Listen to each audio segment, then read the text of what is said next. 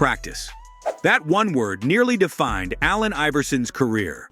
But standing 6 feet tall in a league of giants, he knew something others didn't. It wasn't about how many hours you put in. It was about what you were practicing for.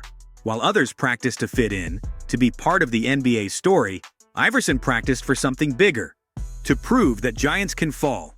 Some players dream of being the next Michael Jordan. They copy his moves, wear his shoes, and stick their tongue out when they shoot. But Allen Iverson, he had different plans.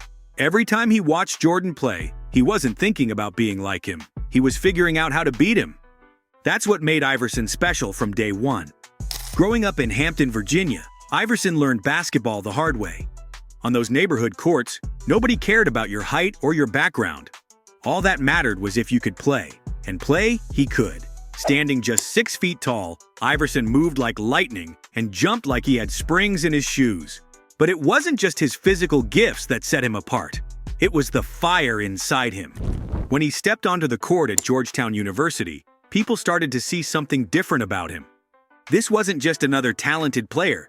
This was someone who played every game like it was his last.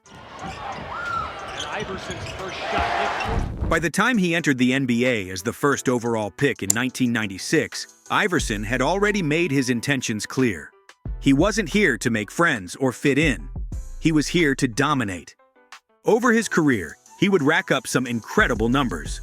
More than 24,000 points, 11 All-Star appearances, and 4 scoring titles.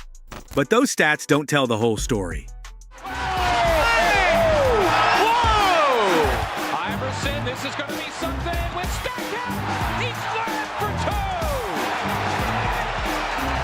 2. Oh my. The real story is about a player who changed what everyone thought was possible in basketball. A player who proved that the size of your heart matters more than your height. But before Iverson could change the game, he had to face some serious challenges that would have broken most players.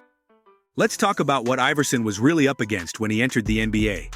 A league dominated by giants. Players like Shaquille O'Neal standing over 7 feet tall, while Iverson barely reached 6 feet.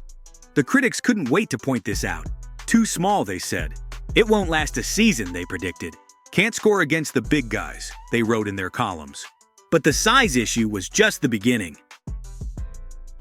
Iverson faced criticism for everything: his style of play, his cornrows, his tattoos, even the way he dressed. The basketball world wasn't ready for someone who refused to conform. Veterans of the game said he was too flashy, too rebellious, too different. They called him a ball hog, said he couldn't make his teammates better, and claimed he was ruining the game. The pressure was intense. Every night, Iverson had to prove himself against established stars who were bigger, stronger, and had already made their names in the league. Most players would have cracked under this kind of scrutiny. Some would have changed their game and tried to fit in more. Others might have given up entirely. But Iverson, he took all that doubt, all that criticism, and turned it into fuel. That famous quote of his really sums it up. When you are not practicing, someone else is getting better. While others were talking, Iverson was working. While they were doubting, he was improving. Every criticism just made him more determined to succeed on his own terms. And that determination was about to transform into one of the most explosive and exciting playing styles the NBA had ever seen. Now this is where Iverson's story gets interesting. Instead of trying to adapt to the NBA's style, he made the NBA adapt to him. His crossover wasn't just a move, it was a weapon. The way he attacked the opponent's side wasn't just aggressive, it was fearless. Every game became a chance to prove something, and nobody brought out that competitive fire more than the league's biggest stars. Remember that game against Jordan in 1997? A rookie Iverson caught the greatest player of all time with a crossover that had the whole crowd silent. The rivalries kept coming. Against Kobe Bryant, every game felt like a scoring battle for the ages. When he faced Vince Carter, it was like watching two different styles of art collide. Each matchup pushed him to new heights, and with every challenge, Iverson's reputation grew. He wasn't just playing, he was putting on a show every single night. His style of play started influencing others. Young players began copying his crossover, wearing arm sleeves like him, and playing with that same fearless attitude. Even the ones who were nothing like him physically saw something in Iverson that they wanted to capture, the confidence and that refusal to back down. But all these moments were building up to something even bigger, a night when Iverson would show the world exactly what he meant by wanting to beat the best. June 6, 2001. Game 1 of the NBA Finals. The Philadelphia 76ers versus the Los Angeles Lakers. The Lakers hadn't lost in months. They had Shaquille O'Neal, Kobe Bryant, and a team that seemed unbeatable. Nobody gave the Sixers a chance. Nobody except Iverson.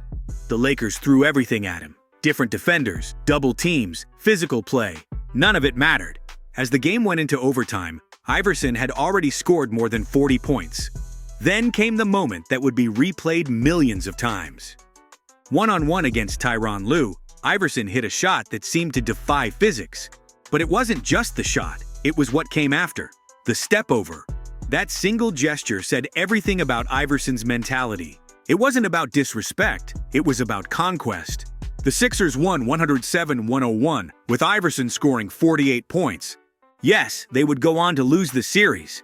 But that game, that moment, showed exactly what made him special. He didn't just want to compete with the best, he wanted to beat them, and he didn't care who thought it was impossible. Looking back at Iverson's career now, we see something remarkable. He didn't just survive in a league that wasn't built for someone his size, he dominated it. Those 24,000-plus points? They came against players who were supposed to be too big, too strong, too talented for him to handle. That MVP award in 2001? It went to someone who was told he was too small to make it. But Iverson's impact goes way beyond the numbers. Those cornrows, those tattoos, that swagger, he changed the whole culture of the NBA. When the league created a dress code, it was because of him. When players started showing more of their personality on and off the court, it was because Iverson showed them it was possible. He didn't just change how the game was played, he changed how players could express themselves. Think about what his career really means. In a sport where everyone was trying to be the next Jordan, Iverson chose a different path. He showed that greatness isn't about copying someone else, it's about being the best version of yourself, even if that means going against what everyone else thinks is right. And that brings us to what might be the most important part of Iverson's story, what it means for all of us. What's your take on Iverson's impact? Was it his fearless style of play, his refusal to change who he was? Or maybe it was those unforgettable rivalries that brought out his best? Drop a comment below and tell us which Iverson moment inspired you the most. Don't forget to hit subscribe for more stories about the players who didn't just play the game, they changed it forever. Because just like Iverson showed us, sometimes the most powerful thing you can do is to just be yourself.